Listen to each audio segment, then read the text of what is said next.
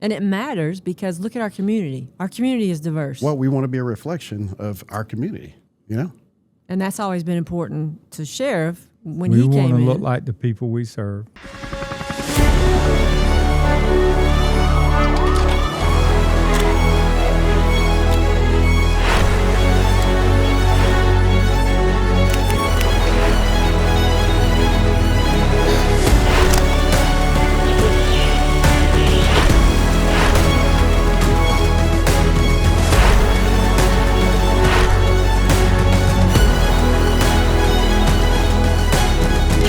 Happy Friday, everybody.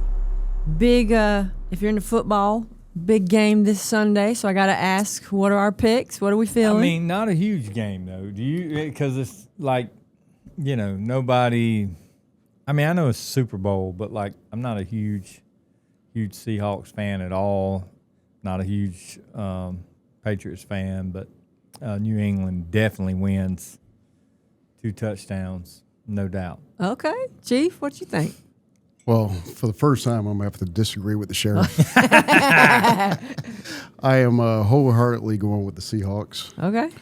Simply because I have another fight. Yeah. You know, my Bills lost, so I've got to go with It's payback. I got to go with the time. opposition. Yep. Sheriff, I'm He sorry. has converted me to a huge Bills fan, so I'm with him. I'm disappointed the Bills aren't in it, but we'll see. We'll find out Monday morning. We'll see who walks in with a sad face. Yep. We'll be texting each other on Sunday, you know, Exactly.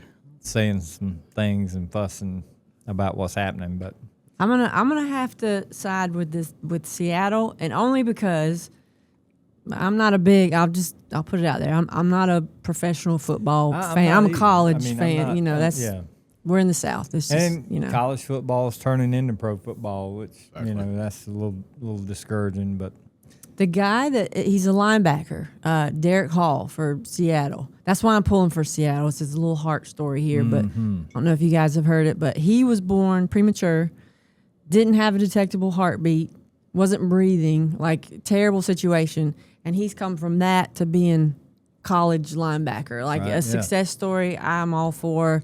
So just because of that, I'm gonna say let's go Seattle. Either way, I don't really care, but you know, I think that's a cool story. Yeah, exactly. Sheriff, we should probably get this guy's autograph though today because I'm gonna tell you, I woke up this morning to the sound of Chief Davenport's voice, and my wife was getting ready for work, and I was like, "Hey, come here!" And in the world we live in today, you can stop the TV and rewind it and do all that stuff. So we rewound it, and got to watch it. But you did a great job, man. You really look so natural. You know, as they get that B-roll type stuff, and he's walking through the building, so cool and suave, and but I don't know. We're gonna have to talk. Harrison's Workwear did First Responder Friday with Channel 7, and they selected Chief Davenport, celebrating his 30 years. We're going to have to talk to him, man. He should have brought a check. I mean, I was waiting. I rewound it a couple of times. I didn't see a transfer of a gift certificate for some Tacova boots or something. Hey, I got a firm handshake. Yeah, that's it. So we're going to have to talk to him about that. But you did a great job. And you always represent the sheriff's office so well. And you can tell you're really speaking from your heart when you talk about being here to serve and serve the people who work here, the people who have come through here in this community. And they could have spent a whole segment talking to you about your career. You've really, really had an extraordinary career starting out here as a deputy right out of college to now being the chief deputy of the Greenville County Sheriff's Office. And it's funny, sometimes people don't, if you don't know, you don't know what you don't know, right? So a lot of people don't know what we do up here, and I didn't either until I was elected sheriff and really got a real look at what goes on. And the chief was such a huge part of that from my first day. I mean, You told a great story yesterday about your first meeting. Will you share that? Because that was amazing. It was so March 16th, of 2020. I had been elected the week prior to that, the Tuesday prior to March 16th, in a special election, and it was a lot to go through in 90 days, to be honest, and a lot of turmoil here and that kind of stuff. And so I was supposed to be sworn in that Thursday, and I got a call over the weekend, and COVID, the governor had just gotten on TV, and he was talking about COVID-19 and what the state may experience, and everybody's trying to learn about it. So I got a phone call that said, look, you should take office on Monday. And I got that call from somebody who I have a lot of respect for, a long time sheriff down in the low country. Mm-hmm. And he got my number, and he gave me a call, and he said, listen, I'm telling you, you better take office Monday morning. This COVID thing, we don't know what that's going to turn into. And I was like, COVID? What are you talking about? So he said, call the clerk of court and get sworn in the morning. The law says you can do that. Your vote's been verified, all that stuff. I said, okay. So I called, at the time, the clerk of court was Paul Wickensheimer, who is now a House member. And I called Paul, and he said, sure. He said, be in my office at 9 o'clock. So I got my family together and went over to the courthouse, to his office, and he swore me in. And Chief Davenport was there. Lieutenant Flood was there. Major Miller was there. And Lieutenant Smith met me over there, Matt Smith, and my family. And very, not a big production or any of that stuff. I was not expecting the chief to be over there, to be honest, but he kind of gave me a handshake, hugged me up a little bit, and we walked in the building. And now we do that every morning. Looking back at that news Legit. thing, like it's that's real. That was not put on for TV. That was we had not talked before that. We any of that stuff. So I come over here and couldn't get in the office. Sheriff can't get in his own building. Couldn't get in the building. And Chief Thompson let me in the glass door there, and I talked to him for a minute. And I had forgotten. There was just a lot going on that morning. So I had just forgotten that y'all have command staff. We have command staff on Monday morning at 10 o'clock. So, I was, or at 10:30. Not really prepared, were you? No, and I walked by the conference room, and it's full of people. And I mean full. Like back then, we had people from every division. We had lieutenants in there. We had captains in there. We had civilians in there that ran IT, E911, communications. I mean, it was full, standing room only. That is a lot. The only chair open was what would be mine, So I walked in there, and I was like, oh, no. So I got a legal pad. I realized what was happening. I got a legal pad out, and I just started making some notes, and the clock was ticking, and it's like 10:25, and I was writing some stuff down, and I realized, okay, 10:30, we got to go, and I got to come up with something, right? So the chief came in and said, hey, you need anything? Here's kind of what's going on. He didn't know what I didn't know. Mm-hmm. You know what I mean? He didn't want to be too pushy, I guess. And so a lot of people in that room when we walked in, I don't know their names. And this is when I knew the chief had my back, supported me, and would have my back as long as I was going to be here. And we sit down and we go around the room, and there was several people that I did know, and the chief sits on my left. And so I went over a few things, and then I went to him, and then we go all the way around the table. And as we get around the table, I'm looking, and I can't think of this person's name. I've seen them here. They were a civilian, and don't work really for the sheriff's office. They worked in IT. Was the first person that it was going to be their turn, and I would go around the table and say, Chief, is that it? And he'd say yes. And I say, okay, Major, what do you have? So I'm calling them by rank or name. Uh-oh. And I can't say this person's name, so I didn't know. And the chief, we all got legal pads in there or whatever, and I had one, and he had a pen in his hand, and he kind of grabbed the legal pad, turned it sideways where he could get to it, and he wrote down the guy's name. And, I would look at somebody else, and he would write down their name on the edge of that legal pad. And it flowed through fine, and at the end of it, I kind of got up and said, look, I know this is new for everybody. Tried to explain all that stuff, but I was soaking wet. I was so nervous. I had a suit on, and I went back in my office, and I took my jacket off, and the back of my shirt was just soaked. My T-shirt, my dress shirt, and I was trying to dry that out a little bit by taking my jacket off, and the chief came in and said, hey, man, that was a great command staff. You did a great job. He said, I'm here. I got you back, whatever you need, whatever you want today, this week, whatever to look like, you just let me know, and I got it. And I knew from that moment going forward, I didn't know what I would do as far as changes I would make and do all that stuff because I was only really finishing out 9 months of the previous sheriff's term and then up for election again. So I had 5 elections in 2020. So I was thinking I really didn't want to make a change and affect so many people because there could be somebody else coming in January. And that 9 months really allowed me to see how hard people work and the people who really do run this agency and make the wheels go round. And like you said, and that's Chief Davenport. When sheriffs, when there's a new sheriff here, there's oftentimes a lot of change. You've been through how many sheriffs? 4. 4. Okay. So you can speak to But if this. you want to say 5, one of them twice. So, yeah. True. Right. I have only had one sheriff. And then sheriff, your time here, but this as well from when you were a deputy.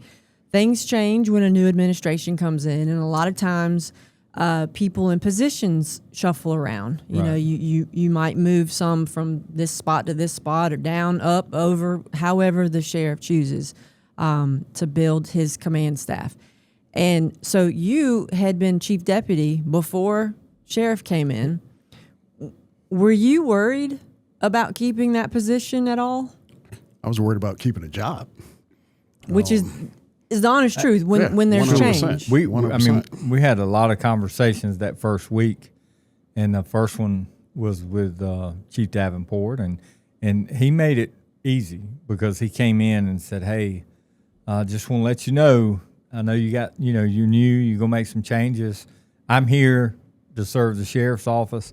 He said, but I will go and do whatever you need me to do. And that told me a lot right there. I mean, it took a lot of pressure off. I had no plans really for a chief deputy coming in. Like I say, no, I didn't tell anybody I was going to wait 9 months, until November, I knew I was going to be here 4 years. But I think it worked out that way. I really believe the Lord worked it out that way so I could see people who really did the work and how skillful, how knowledgeable they were that were to the benefit of this agency. And I've told several sheriffs this that have ran for sheriff and taken over and, whatever. Don't pick your friends to come in and take a position just because they're your friends. You really have to do what's best for the people working here. And those are some tough decisions you really have to pray about, really think on. But I was so fortunate to get to finish out that term and watch people for 9 months and work with them to realize the value and the investment they made into the sheriff's office in this community. Chief Davenport's been here 30 years. Fair to say, only adult job I've ever had. You've ever had, right out of college. Yes, sir. He's a Gamecock. I don't know. Yes, sir. Yes, sir. But his legacy here is going to be that he spent his whole career embedded in the operation of the Greenville County Sheriff's Office, and again, to work for multiple sheriffs, multiple political agendas, really, because people have different thoughts about things they do when they come in, and and to earn that. I mean, I think it's important for people to know so many folks here, everybody here that I have put in a position, from the chief deputy to the majors to the captains to the lieutenants, even now to the sergeants. I've been here 6 years in March. Have earned everything they've gotten. It's not out of necessity. It's not out of happenstance. It's not because I go, play golf with them or whatever. I don't play golf with anybody that works here. Do you play golf? Yeah, not well, but I do play a little bit. But like, there's none of those things. That Major Miller, Major Moore, Major Westmoreland now, Chief Davenport have spent a career at the Greenville County Sheriff's Office. And I mean, it would be so foolish to take such knowledgeable people who do the right things for the right reasons. And that's key. People may not agree with decisions we make. They don't know the details behind that. I mean, people come in and, they're upset about not getting promoted or the way things are going or whatever. But they don't ask the questions that led up to decisions we made. And Chief Davenport's been that person I can lean on and get an honest answer, not a politically correct answer, or not a, hey, I'm his buddy, I don't want to hurt his feelings or ruin his plan. If we talk about something we want to do here at the sheriff's office to make a change, Chief Davenport's that guy you can go to and get an honest answer. And it may not be something we carry forward. We're not afraid if we do something and it's not working to back up and punt. I mean, he's a great sounding board for that, but he's such a great leader who knows everybody. Mm-hmm. I mean, he knows everybody who works here, all 700 plus employees, people in the community. He has built relationships in that 30 years that are really more valuable than anything. I mean, he can, our foundation would not raise the money it raises to do things for K-9 and SWAT and search and rescue, our tuition money, for our children of deputies who work here, scholarship money. Had it not be for the work Chief Davenport puts in outside this building, building relationships for people who say, hey, I didn't know y'all had that going on. I want to give to that, and he takes care of that. And all those books always balance. He makes sure he's a great forecaster. I like what you said the other day. He is not a thermometer. He is a barometer. Very much. And why did you say that? Because I have a lot of thermometers. We all do. People who run in and tell you something and their temperature's up, temperature's down, whatever. They're back and forth all the time. And one thing about a barometer, when that thing moves, that needle moves, there's a storm coming. And Chief Davenport is that barometer that when he comes in and tells you something, you can bet there's a storm brewing. You better pay attention. So, no doubt. Other than that, he's pretty steady Eddie, though. He is the E.F. Hutton. People remember that commercial that are our age. When E.F. Hutton talks, you better listen. But yeah, he is a steady hand all the time. And I want to point out too, I know that before I came here, being in the news, being around a lot of the public and everything, I remember at times hearing some scuttlebutt, if you will, where people would assume that Chief has been in this position or got to this position simply because he was black. And I want to point out that couldn't be further from the truth. Absolutely. And we're celebrating his accomplishments today, 30 years at the sheriff's office, his position. He is the highest ranking African-American at the sheriff's office in the history of the sheriff's office. As a matter of fact, he is the number 2 guy at the sheriff's office. But every bit of that was earned. Absolutely. I have never... We went through a tough time in 20 with George Floyd, and we called all our employees in, all our minorities in, and said, hey, when we were working those protests, where are you at? I mean, had you rather be a protester, or were you okay being on this side, being a deputy? This is the first time we'd experienced that. Right. So how do you feel about that? And had some good conversations. And it just so happens that the number 2 guy at the sheriff's office is a African American, a black male, really by chance, honestly. He earned everything he got, but having an opportunity, having somebody for people to go to that was not an elected official wound up being critical, I think, to our success to get through that and have those tough conversations. If people don't want to come to me for whatever reason, having the chief to go to, he's very accessible and very relatable to people. And it's part of how we connect with the community, absolutely, being diverse. But he is respected so much, not because he's a black male, but because of the work and the investments he made. Like I say, he came up through the ranks and worked uniform patrol that whole entire career before going to administration. I remember him being the watch commander. Mm-hmm. I remember him being a sergeant in uniform patrol. I mean, he was the worker. I remember him doing the Superfly Jimmy Snuka at the apartments to jump over Dale and Jonathan, I think, at the time. By the time we got there to tackle a suspect, he didn't have to do that. Like, he was that sergeant that was a working sergeant, and he's a working chief today. He is very much involved in what goes on. It really, if the color of his skin makes him more accessible to people, or people more comfortable talking to him, fine. But you would never hear, I've never heard Chief Davenport come in and talk about an issue at all that involved a white male, white female, black female, and he knows people here better than I do because he's been here 30 years, right? But he can call their name, talk about their situation, talk about their work ethic. Race has never come into it. Again, we just happen to be celebrating his 30th anniversary here, and to celebrate really where we are in this country and Black History Month.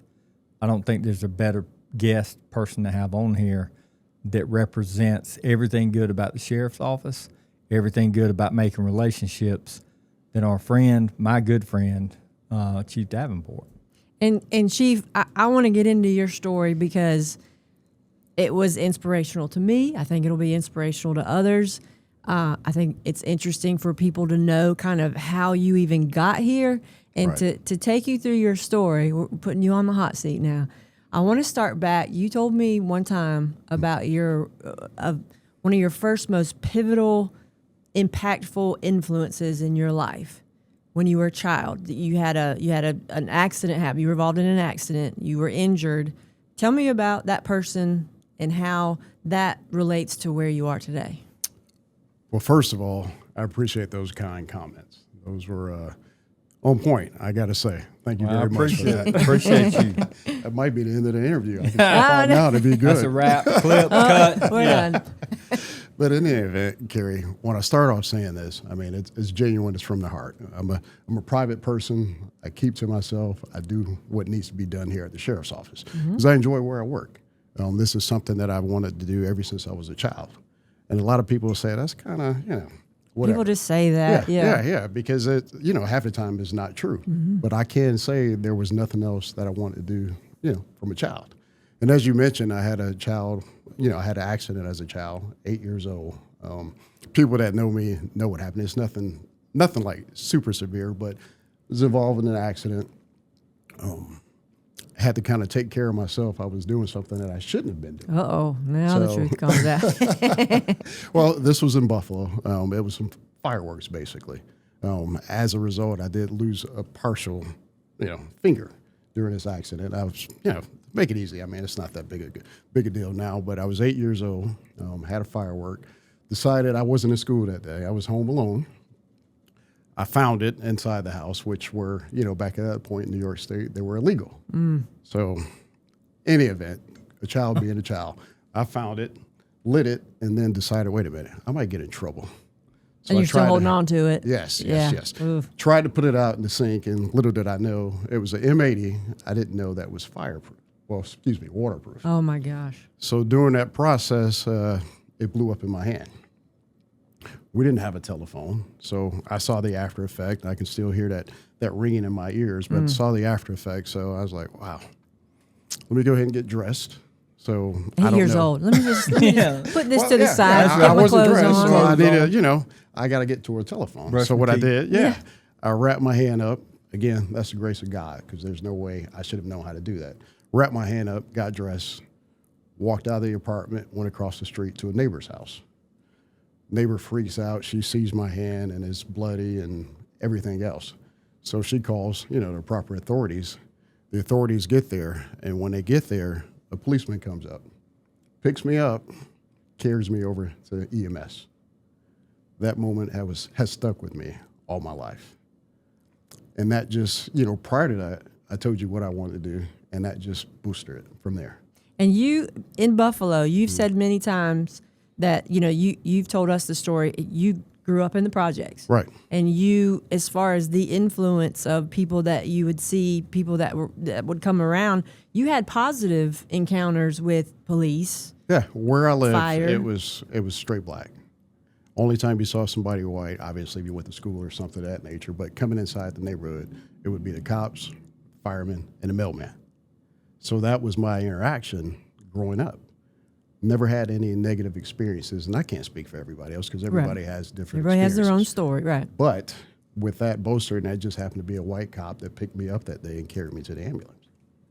And that stuck with you at 8 years old. Yeah, That's 100%. incredible. 100%. Because a lot of people do say, I've wanted to do it since I was a kid. But one of the probably one of the worst times in your life. You're Right. injured, you're young, and then you have this authority figure that comes over, picks you up, loves on you a little bit. Like, those are my kind of stories. I'm all about that. Well, I appreciate that, but that is 100% legit. And look where you are today. And Right. I wish that you could, see that cop again and just say, if he's still around, or, that would be kind of a cool story. We'll work on that later, Ryan. But so from your childhood, I'm gonna bump you forward a little bit. You obviously, born in Buffalo. You came to South Carolina. Yeah. How old were you when you came here?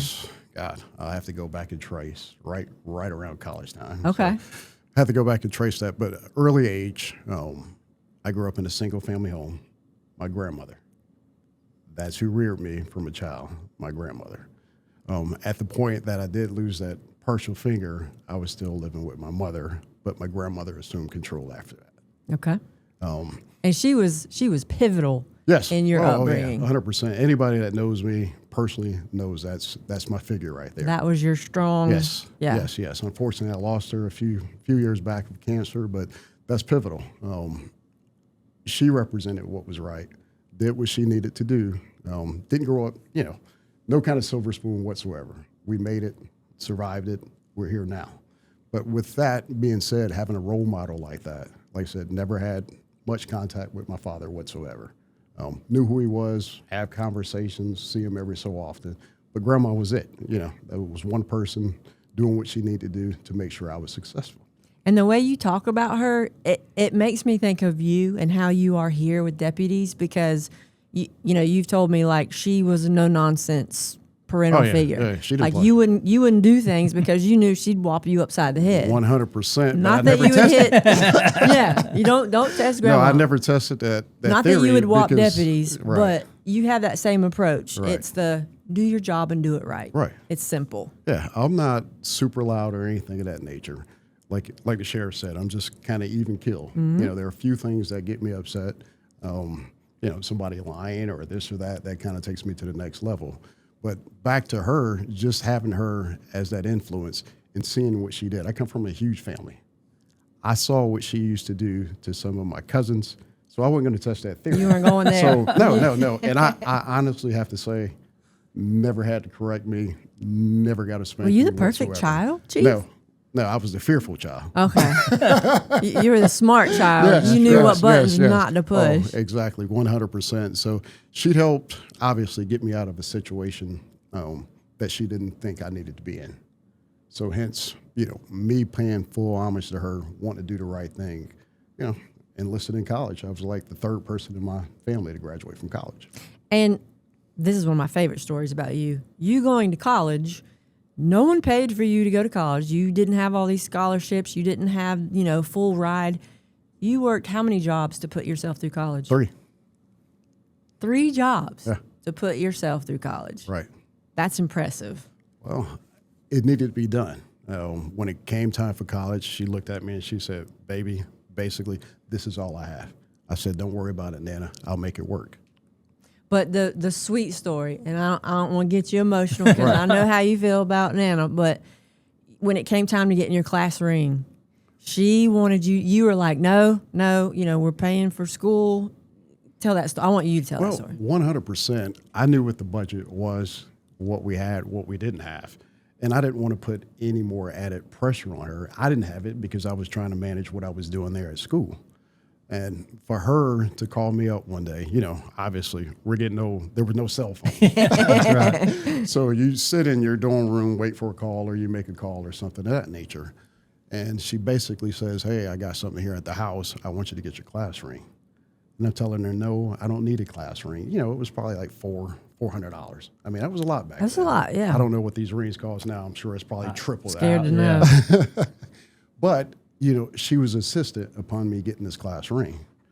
So obviously I got the class ring. I still wear this thing every single day because, again, it's something that I keep with me from her. Right. I love that. So, and Sheriff, you can attest to this too. Chief is one of the most, I'm not just saying this because he's right here, but he is one of the most humble people that you'll ever meet. He never touts himself. He never puts himself out there. He doesn't ask for credit. He's your kind of quiet and steady presence that's always there. Absolutely. One of the most thoughtful people, really. You really have to see it and be close to him to witness that. But he's a great gift buyer. Yes. I've never met anybody who knows he listens to, what you say or what you like or where you want to eat or whatever. So, whether it's a birthday or Christmas or something special going on, he puts a lot of thought into it. And we usually pitch in, give him the money, and let him get the gift because he does such a great job with that. But I think that says a lot without him having to speak. It says a lot about him that he does pay attention to people. He does listen to people. He's got a huge heart. He loves this agency. He loves this community. And he wasn't born here. Like he said, he got out of college and he came here fully invested, making this his home, has raised 2 beautiful, smart children, which is a whole nother story. The investment he made in his own children, not trying to get into his story or tell his story for him, but just those little things, is incredible. He's not. If there's another place he could be today, he'd be there. He does not want to be here, sitting here with us, touting about all the great things he does. I can feel his energy. He really just can. let me. He's so apprehensive about that, and that's what makes him special. All those things. He is. And can we also point out that he is one of the best dressers? He's snazzy. In this agency. This snazzy. man is GQ every day when he comes into this office. And very efficiently. We do discuss clothes and some of those things. He is very conscious of what he spends. And again, like buying gifts, he spends it well because he's very fashionable. And he's got a strong sock game. Oh, he does. And shoes. Incredible. I love it. He's always got great shoes. Yeah. But that's something, we joke about that, but it's true. But you coming up through the ranks with your deputies, you are always big on let's look our best. Let's look professional. You keep your cars clean. You keep your uniform clean. That's something I've heard you say many, many times that's important. And you're right, because that's our look to the public. And it's like little things like that you've passed on to people that have worked under you all the way up here. Myself, Lieutenant Flood, I'll never be able to dress as good as you. I've tried, and I fall short. Lieutenant Flood, now that he may give you a run for your money there, but in all seriousness, that is one of the qualities that you've kind of weaved into this agency through the years that makes a difference. Yeah. Well, it's about representation for one. You know, I don't go out and spend many $1,000s on clothes or anything of that nature. I'm humble. Didn't grow up with a whole lot, so I don't spend a lot. You're frugal. Yes. Can we just say that you are kind of tight? Very much so. Isn't he? And I find things on sale. So you got to know what fits you, what fits your personality. And again, as a representation here at the sheriff's office, this man come in GQ every day. I got to look right. And it just goes back even to wearing a uniform daily. You know, there was a great TV show that used to come on called Southland. They had a quote, look sharp, act sharp, be sharp. You don't have to be the best dresser in the world. Right. However, you got to be presentable.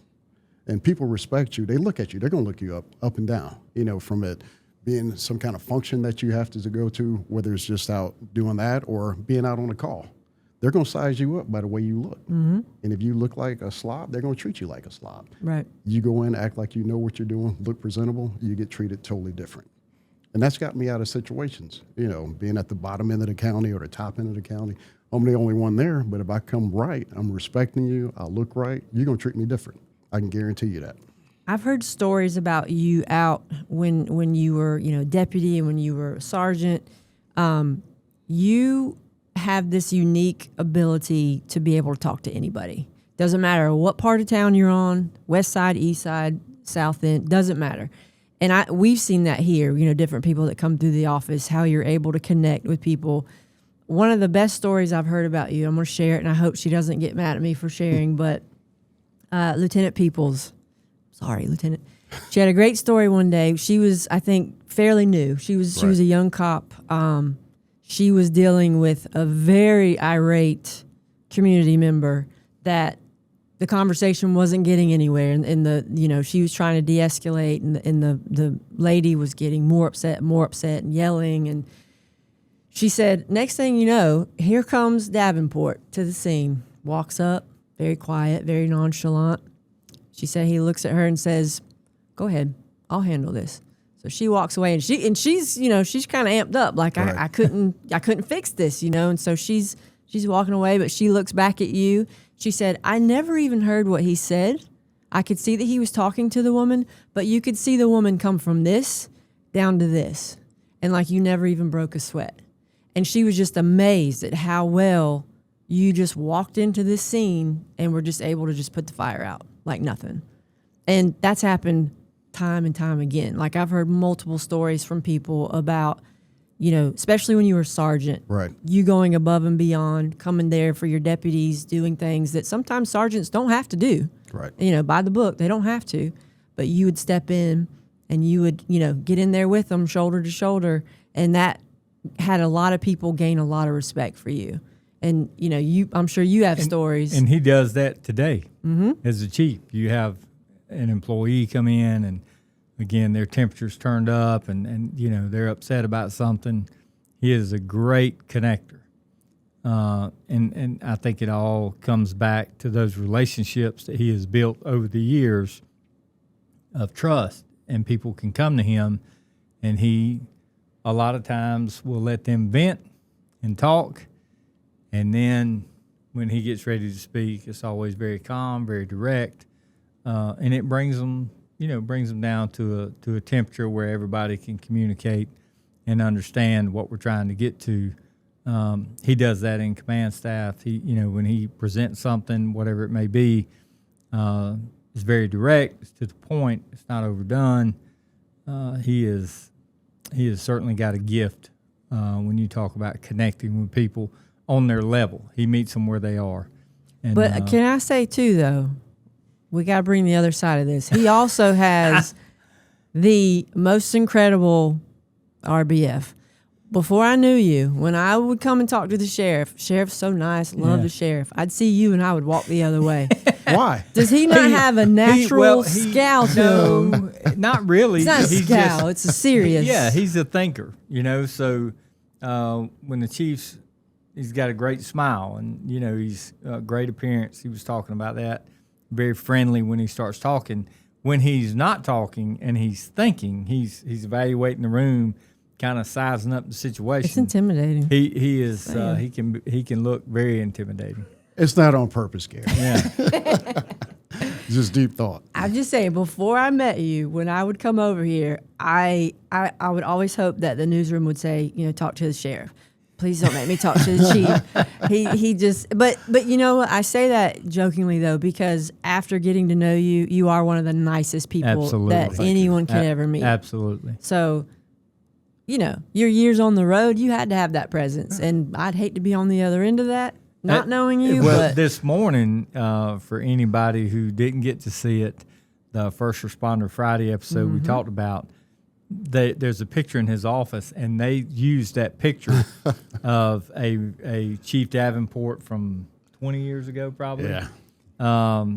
Muscled up, more so than now, a lot younger, with those Terminator glasses on, and his arms are crossed. looking like a tank. Yeah, and he, he does have a intimidating look in that particular picture. So I think people see that picture in there, and they think that he's in there somewhere too. So, but yeah, he looked like a professional wrestler. He had those Arnold Schwarzenegger shades on. I know you want to say something. Go ahead. Well, just many, many years ago. We were joking about this morning. I've never seen somebody age backwards. Absolutely. Yeah, we celebrate his birthday for the past 6 years. Every year we do that. You just kind of envious at the fact that he just looks younger and younger. Most of us look better healthy. back in our 20s. He looks better than he ever has. Yeah, I never hear him say, "Hey, I need to ridiculous. take the morning off to go see a doctor." I've never heard that in my 6 years, and I feel like I go, twice a week. But one of your biggest secrets is sitting right there. Pull that up so we can see. If you know Chief, you know that he's got his drinking that water. Yeah. 5-gallon water jug with him every day. H2O makes you feel better. He hydrates. 100%. I mean, me a water cup would make me feel kind of bad. I But got plenty to share. that's, But, and Chief, I think another really cool thing about you too, when you came out of college, you came here. And this is the only job you've ever had. 30 years in one place, that says something. Right. It sure does. Why have you been here for 30 years? Because I enjoy what I do. So to back up a little bit, I graduated Carolina December the 18th, 1995. My first day here at the sheriff's office was December the 18th, 1995. Oh my goodness. Now, have it be, it wasn't out on the road, but officially that was my first day when I started here on the payroll. So what happened back then, the sheriff's office was doing a recruit down in Carolina. And I'm like, hey, let me go ahead and apply for this. And back then, interviews were held once a year. Right. Once a year. Small window to get in. Yes. So I actually did my interview in May 1995. And they actually, I did all my prereq stuff prior to that. And December the 18th, I had a job here at the sheriff's office. Didn't know a whole lot about what I was doing, just what I wanted to do. So felt like I kind of got a leg up too, because I went to the academy. Like I said, I graduated school in December. I went to the academy in January. So that helped out. I probably could have studied a little bit more than what I did, but at the same time, I was like, hey, I just graduated college. This can't be. You're done with school at this point, yeah. Yeah, it wasn't bad at all. Enjoyed it. Did had great field training officers here and went directly on the road. Worked my way up, and I spent 19 years on the road. Wow. Not because, And that's 19 years of rotating shifts. Yes. Working probably all sides of the county. Yeah. Different Answering calls. platoons. Yes. That's a lot.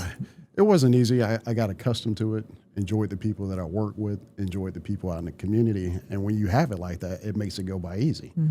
Everything was fast. The action was there. The camaraderie was there. You learned a whole lot. And, I wouldn't trade that experience for the world. Now, I hated third shift. Don't get me wrong. Because I couldn't sleep. I may get, 3, maybe 4 hours of sleep when we were on night shift, but it's just something that I enjoyed doing. So I didn't want to trade off. I didn't want an office job or anything at that point in my life because I enjoyed it. And so all that time on the road, and then where did you go from the road? I went from, when I got off the road, I ended up coming up in administration back in about 2015. Okay. And what was your position then? I got promoted to major in 2015. Okay. Now, prior to that, I was a captain, a night watch captain for like six months, I think it was. Okay. And then you've been chief for how long now? Since 2017. So all the years that you've been here, like we were talking about different administrations, and this is not, we're not talking about prior sheriffs, we're not talking about anything like that. But as far as the total experience of being with this law enforcement agency, give me kind of an idea of how much things have changed from point A to where we're sitting right now. Well, number one is technology. Like I mentioned in the interview this morning, we didn't have GPSs. We didn't have that kind of luxury in trying to find a part of the county that you had never been to in your life. Right. It can be nerve-wracking. If you get a fast call, what we do back in the Map day, book. pull out that map book and try to figure it out. Yeah, that's right. Yeah, it was not easy to be able to do things like that. You look at the people change. The agency has changed. And just to be where we were to what we are now, leaps and bounds. And you could try to sit back and explain it to some people, and they would never understand it. Right. Especially some of our new people. I mean, they've got everything made. Back in the day, we didn't have a whole lot of anything, but you made it work. You know, we made You had to handwrite reports. Oh, yeah, yeah. Map It was books, handwriting like all the reports. luxuries Yes, that we yes, have. yes. PR-24, a Yes. radio, a pistol, and a set of handcuffs. Two sets of handcuffs. Maybe was some it? OC spray, and that was Yeah, it. and one radio. We didn't have in-car radios. We had what was called a portacom. The radio that you carry on your hip, you had to slide that thing inside that car, and hopefully it would connect. They're driving cool cars now. I had an old busted up Crown Vic. I mean, it was bad. It was bad. But I bet you love that car, didn't you? Yeah, I did. Yeah. Yeah. Everybody loves the Yeah. Crown Vic. That's right. Yeah, I just just a little small story. We had a suspect that was running from us one night, and back then, you didn't get cleared to run lights and sirens a whole heck of a lot. So when you did, it was a big deal. And my car was so bad. I was behind the suspect. And Kerry, I was losing so much ground. I had to turn my AC. It was in the summer. I had to turn it off to see if I get some more horsepower. That's right. Put the windows down and just Yes. So they have a big luxury of things that we didn't have, and you don't know. What you didn't have, you don't know about. Right. If you don't have it, you don't miss it. So it's just interesting to see where we have come from to what we are now. Leadership. And I'm not saying that because he's sitting right here, you're sitting right here. I tell anybody that. We're in the best possible place that we've ever been the whole time I've been here. We've got somebody who cares about this office, and not to say nobody else cared about it in the past, but you ask me about now. I mean, it's a good place to be in. Somebody's fighting for us. That's resonated throughout. That's not just you sitting here saying this because he's in the room. Like you're saying, that's a comment that I hear a lot from people, and from people that have been here for years and years, because they can see the difference in things, and it's nice to have a sheriff that people appreciate working for. And the lines of communications are open. Right. That's the big thing about it. When he comes in the morning, just like you said, we greet each other, but he greets everybody else. Right. And that stands out. People remember that, they respect that, and they love that. Hey, the sheriff knows who I am. I mean, it is what it is from a deputy too. I heard stories from years ago, and you guys will have to attest to this, but the culture was different back then in policing and in the agency and everything. And years ago, if someone of rank was around, it was very kind of puts me in the mind of more of like a military style, where if you were brand new, you didn't talk to your higher ups. Like you would never probably pass didn't in go the hall above and, your sergeant, honestly. right. And through the years, of course, that's evolved and changed, and just different times call for different things. But it's nice that with our command staff and with our rank here in the office, that everyone, whether you're a D1 coming in the door all the way up to the sheriff's not going to not talk to somebody when he passes them in the hall. He says hi to everybody he greets. You talk to people, and that makes people like me, who's a little D2, makes us feel important, makes us feel like we're appreciated at this agency. That's a big deal, and you guys both do an exceptional job with that. Well, those folks do the work, and you're no little D2. There is no little D2, but y'all are the spokes that make the wheel go round. Y'all really do all the work, Y'all are the frontline folks out there. We're not. I mean, we get there long after the fact. Even in the situation a couple of weeks ago, I happened to be out there, but I was still, the third string. I mean, there was other folks that were already there dealing with that situation, but we just have some amazing people who sacrifice so much today and really work so hard, and they are the face of the Greenville County Sheriff's Office. It is not me. It is not the chief. It is that uniformed deputy. The chief was just talking about your appearance, how you present yourself. That's who's showing up in the worst possible time of that person's life, or the most critical point in that young person's life. Or, maybe just something as simple as a deputy recognizing somebody needs some help somewhere, car trouble, whatever the case may be, and they put the car in park and get out and render some type of service or comfort to that person. That's who the public sees. You only see, I'm only one person, and you only see me on TV if something's going on and, all that stuff. We would love to be out, as you was telling stories about, running blue lights and siren. We call that Signal 1, running Signal 1 somewhere. I would love to be doing that. I really would. Wouldn't you? As you were telling the story, I was thinking, man, I'd love to be, working Area 9 again or whatever. And you want to do that in an administrative role. You want to get out and do those things. But there's a job to be done, and our job's much different now, and we try to do that. But when we show up on something as it's happening, we also bring a lot of chaos with us, because there is still some anxiety for that younger deputy working the road that says, oh, God, the chief's here. Oh, God, the sheriff's here, or whatever.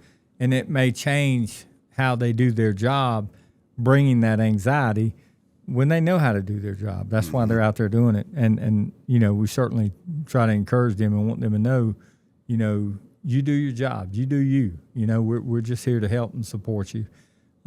It's a big ship, and it takes all parts to make the ship move. And absolutely. I think sometimes like when you're on the road and you're a younger deputy starting out, you don't fully understand really the role that admin plays, or some of our different division plays. We have so many different things here, so many moving parts. But it takes all of it. It does. It takes all, and you got to think too, like a lot in our admin and a lot, in our command staff all the way up. You've all already done this. Look how many, 19 years in UP, right? You were a deputy long before you ever became a sheriff. The majors, years and years, they've been there. They've spent that time. They've had those calls. They've had those cases. So this is not people just walking off the street and taking, the leading roles. This is experience that's guiding the ship. And it's important that we stay aware of what we did, when we worked the road, and what experiences we had. When we have to deal with a lot of disciplinary issues, you try to, we could run hard and fast and slam our fists down and say it's the way it's going to be. But the fact is, every situation is a little bit different. Mm-hmm. Every personality's a little bit different. So you try to put yourself in the place of that person that may have gotten in trouble somehow when you're doing some corrective action. You have to be human about that and understand that, hey, we're going to make mistakes. It's not the end of the world. And just being aware of that. And Chief Davenport does a great job of bringing that into those conversations when we talk about discipline, being very reasonable, obviously very humble, but putting himself in that place. Like, we've had numerous conversations talking about people who do stuff, I see the head shake. I can only imagine. But he, it always comes to the same point, and he does a great job of going, you know what? I remember when I was the MD on Adam, and I remember so-and-so doing this, or I remember when I mistakenly done this or whatever, and be reasonable. We want people to be successful here. We don't want people to get in trouble and lose their job and get suspended. That's not what we want. But unfortunately, we have to deal with those things, and there is consequences and repercussions for all of us. So, but keeping that human factor involved, the chief just brings so much of that to the table. We have conversations the majors don't even know about. He sat in my office the first of this week, and we were talking about some things, like just me and him, and then we go out and, okay, let's figure this out. But I'm so blessed, really, to be in a situation where no matter what we discuss, what problem we're trying to solve, when we leave his office or we leave my office, we're on the same page, and we try to filter that down, not trying to sell people, on any particular idea, but being reasonable. Mm-hmm. And, you got disgruntled people who leave here and they moan and groan and, whatever.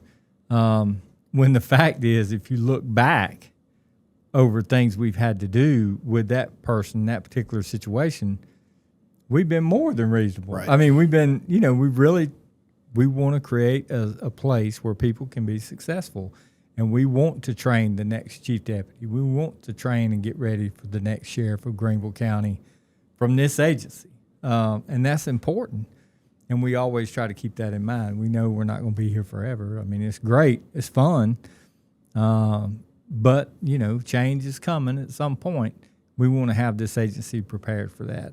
And that is really our mission. The other part of that, too, like going outside of the doors of this agency and going into the community, I think it's great for our agency bringing back the diversity into things. Sure. Like I said, he can talk to anybody. You can go out there. You can talk to anybody. Some people don't want to talk to you. Right. Absolutely. And they would rather talk to Chief Absolutely. for multiple reasons. There are people who balance. call and specifically call him that somebody else would have called me directly, called like the top of the food chain. I want to talk to the sheriff. Mm-hmm. And there's other people who call the chief and same thing. I want to talk to the chief because they either have a relationship with him or there's a connection there of some kind that makes them feel better. I don't care who you call, to be honest, as long as you call. Right. And that's what we want to do. We want to solve their problem. If it's gotten to a point where you feel like you need to call administration about something, whether it's a complaint or whatever it is, and most of them are, right. By all means, it don't hurt my feelings. By all means, call whoever you're comfortable with. We're going to get to the bottom of it and certainly try to solve it, and you try to prevent those things from happening. So he is the other option. Like, we're very much equal, and call him, call me. I mean, there's no real difference there other than the name on the door. And it's a testament, again, to 30 years of relationships that he's built here, that people are comfortable talking to him, or people have his direct line to get him, and they know things will get done. Not a better person to celebrate now than Chief Davenport. Absolutely. And I want to point out another thing, too, for not only the people that work here, but people that might be thinking of coming here to work. One really good thing, and Sheriff, the only reason I'm pointing this towards Chief is, to my knowledge, hasn't happened with you yet. I know it's happened with him. I had someone from the community call in, just putting my business out there. I do traffic from time to time on Woodruff Road at Southside. Not the best place to do traffic. People are trying to get to work. They're in a hurry. They hate me just for being there. We know that. But a couple people have called Chief to complain about me being out there because one person yelled at me and I didn't yell back. I told them to have a nice day. They called and complained. Chief diffused that. He knows when to take up for us. He knows when we're in the right. It's not just, well, if somebody complains, we appease everybody that calls in. There's a right and a wrong. That's right. And it's nice to have your command staff stand up for you when you didn't do anything wrong. You're just there. You're doing your job, and that's how it goes. So I never told you thank you for that, but thank you for taking up for me. Right is right. If you have a legitimate complaint, by all means, I'm going to listen to it. Right. And make a decision based upon what happened. There's two sides to every story. You're out there because you're performing a service. If you weren't out there, it'd probably be worse than what it is. Right. Hence, that's why you're out there. And it's about just listening to people. And the thing about the whole complaint issue, and you get it too. All the time. I'll never forget. It's been about 6 months ago. Somebody called me and was like, Master Deputy Davenport? I was like, yes, ma'am. It was an elderly female. She retained a card from way back when I was a Master Deputy. Oh, wow. And that's what she called me. And I was fine with it. But she said, you helped me in this situation, and I'm just calling you back. I have another issue. Somebody keeps your card that long. What does that say? It says a lot about the impact you had on Oh, yeah. And not just me, but anybody else. If she's calling, it made me feel special for that whole day. I helped this lady out, and, she was remembered elderly. that. Yes. And that means a lot. And that's kind of what I did back in my days on the road, making those relationships. If I see somebody out on the porch, I would stop and talk to them. I see some kids, down in Kennedy Park playing basketball or doing whatever. I'm going to pull over for a few minutes. I mean, that's part of what we do and what we encourage our deputies to do. I mean, they have a core function of doing what they need to do to take care of the public. And that includes, stopping, getting out, talking to people, because you never know who you're going to talk to. Right. Or what influence you're having on people. Just like the influence that I had. Right. So that means a lot. I bumped into another person in the grocery store as a kid. He was like, 26 years old or whatever it was. He's like, Mr. Davenport? I was like, yes, can I help you? Because I didn't know who he was. And he says, hey, I remember you coming to talk to my kindergarten class. Oh, boy. Kindergarten class, excuse me. How old did you feel, Chief? Like 300. It aged you away. Seeing this grown but the person. mere fact that he remembered that means a lot. Yep. He's like, you gave me a sticker. And he's got his little kid there with him now. And I'm like, it makes me feel good, but now I'm old. But he looks the same. He still looks 35, right? He even looks better.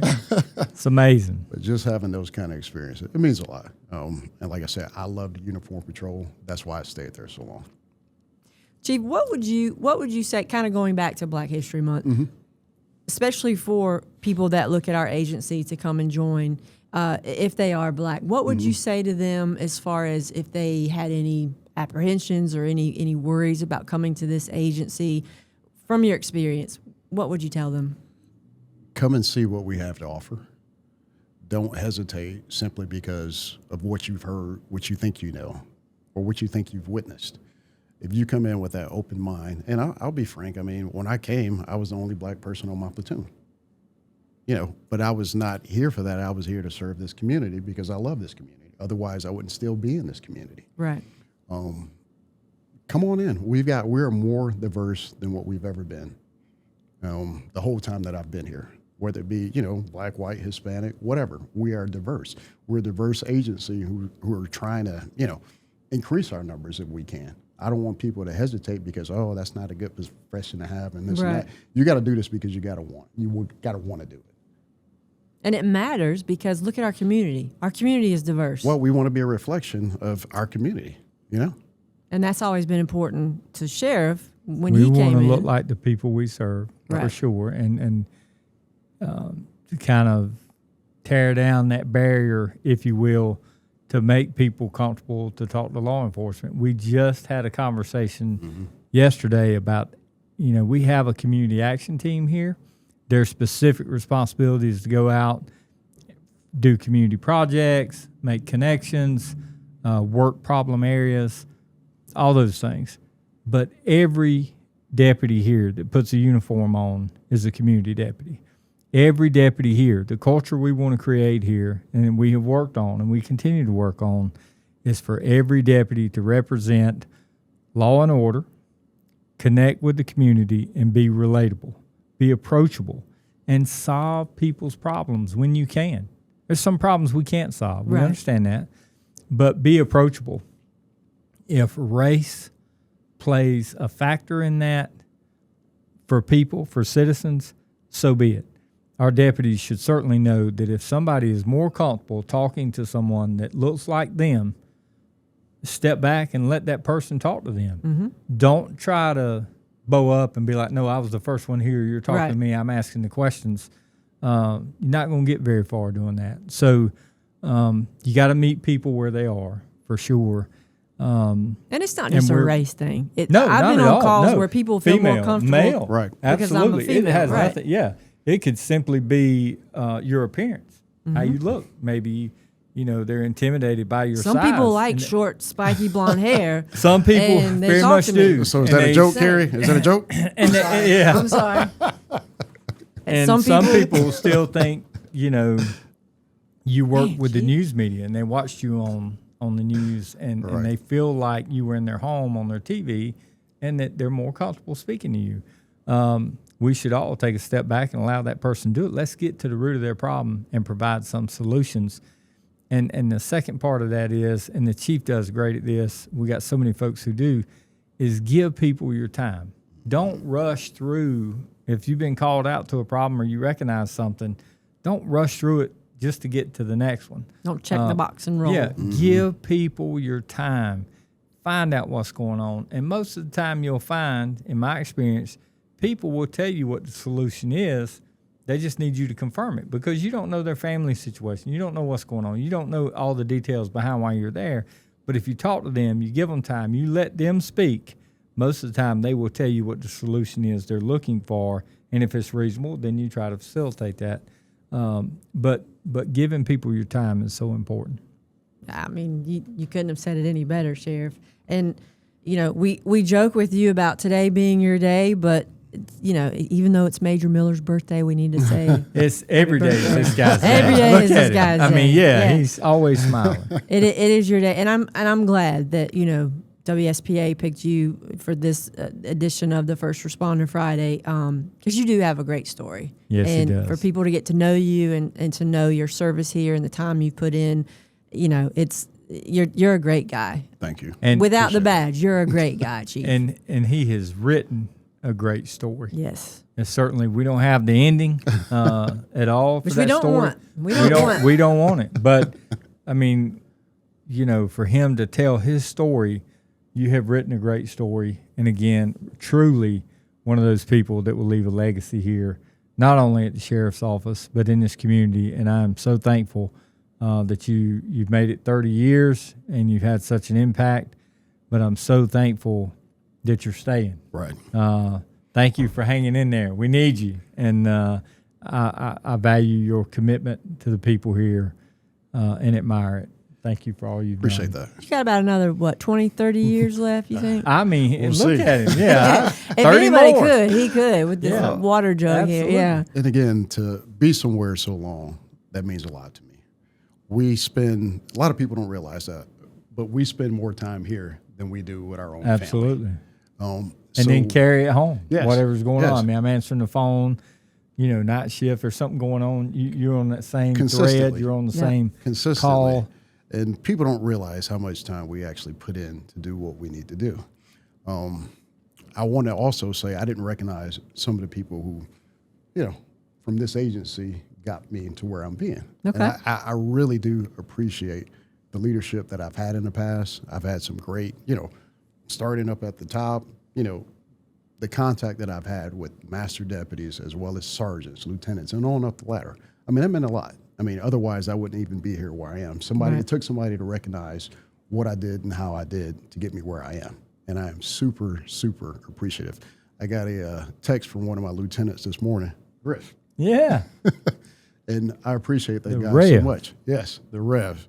Appreciate him so much for what he's done for me. The new crowd may not know him, but we knew him. Yeah. He's the real deal. Great, great guy. And And that sticks with you, and you in turn give that back Oh, to yeah. all of us. Absolutely. Too. When you talk about people that he just told you invested in him and believed in him, that truly is one of our biggest focuses in our majors meeting and our captains meeting is how do we invest back into people? What are we doing enough? What else can we do?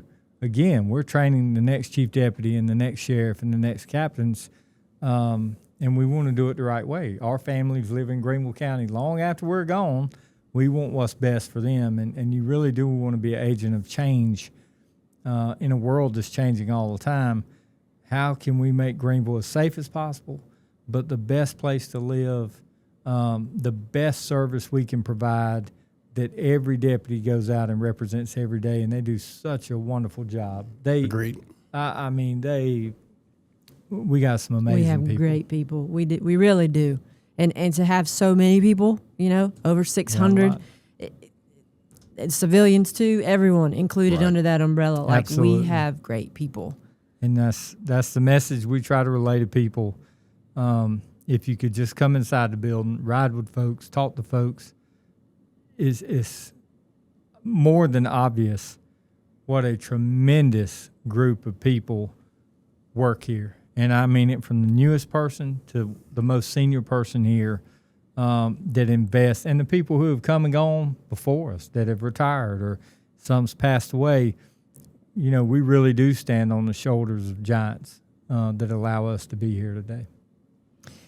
With that, I mean, I don't even know of a better way to wrap this up. I mean, Chief, I hope people hear your story and, you know, use it as they come up through their career here, kind of impart that love and that wisdom on others.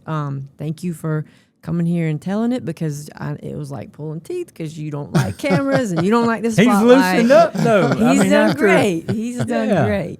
But thank you. And Sheriff, thank you for always letting me be on here with you. It's a pleasure, for sure. And thank y'all for all you do.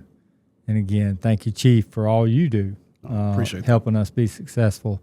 I certainly would not have not only survived the first day, but wouldn't have survived the last 6 years without your friendship. Thank you. And being a co-worker. I am more than blessed to inherit such great people. I feel like we should all hug now. I'm getting a little verklempt over here. I'm getting like a Saturday Night Live episode. This is really sweet. Yeah. I mean, I'm going to go and reflect on myself after this. No, want to say thank you again to Deputy Aviliano for coffee from Lost Origin. Always he keeps great. us pumping on our podcast mornings. And he's going to hate me for doing this, but I want to say thank you to Lieutenant Ryan Flood, the man behind the scenes back here, and my carpool karaoke partner there. The wizard. He's the man behind the curtain. You can hear him laughing, but you don't see him. And you know, we're going to have to get Ryan on here, because I do get some emails that are upset that Ryan Flood's not on camera. They want to see his face, but Ryan's a great example, really, of everybody here who does so much that are out of the spotlight, and again, don't get the credit visually that we get because really of our position, but it is y'all that make the wheels go round. It's the deputies out there working today, the ones that come in tonight to keep this community safe. They deserve all the credit in the world, for sure. All the sacrifice they give, they never know what they're getting into, and they just work so hard. I'm so proud, and me and the Chief talk about being so humbled that we have such great people. We are more than blessed, for sure. And the great thing is, with your podcast,